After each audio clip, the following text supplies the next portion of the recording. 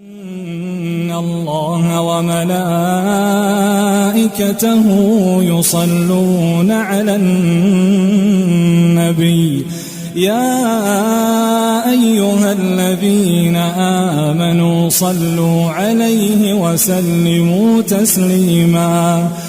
سلام الله عليكم ورحمته وبركاته. معكم مي عبد الكريم، مذيعة قناة اليوم السابع الرياضي.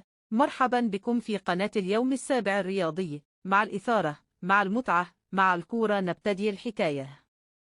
أهلا وسهلا بحضراتكم، إليكم أهم أخبار الكورة. تعليق أبو تريكة على فوز نيجيريا على تونس. علق كابتن محمد أبو تريكة في الاستوديو التحليلي لقناة بن سبورة القطرية على المباراة قائلا: بفوز صعب على تونس، نيجيريا تأهلت لدور 16 في إفريقيا. لقد تأهل منتخب نيجيريا إلى دور 16 من بطولة كأس الأمم الإفريقية لكرة القدم بعد فوز صعب ومثير حققه السبت على حساب نظيره التونسي بنتيجة من 3-2. وأحرز فيكتور أوسيمين هدف تقدم نيجيريا في الدقيقة 44، ثم أضاف نديدي الهدف الثاني بالدقيقة 50 قبل أن يكمل الثلاثية أديمولا لوكمان في الدقيقة 67. وسجل منتصر الطالبي هدف تونس الأول في الدقيقة 74، وأضاف علي العابدي الهدف الثاني من ركلة جزاء في الدقيقة 87. ورفع منتخب نيجيريا بهذا الفوز رصيده إلى 6 نقاط في المركز الأول بالمجموعة الثالثة، بينما تجمد رصيد تونس عند 3 نقاط في المركز الثاني.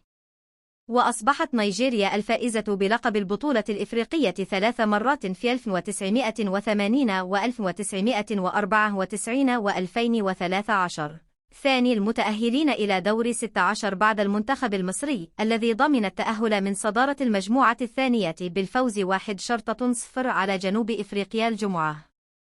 أما تونس التي يدربها سامي الطرابلسي والتي سبق لها الفوز باللقب مرة واحدة في عام 2004، فتتطلع إلى حسم التأهل عبر الجولة الثالثة عندما تلتقي تنزانيا في الرباط، بينما تلتقي نيجيريا مع أوغندا في فاس.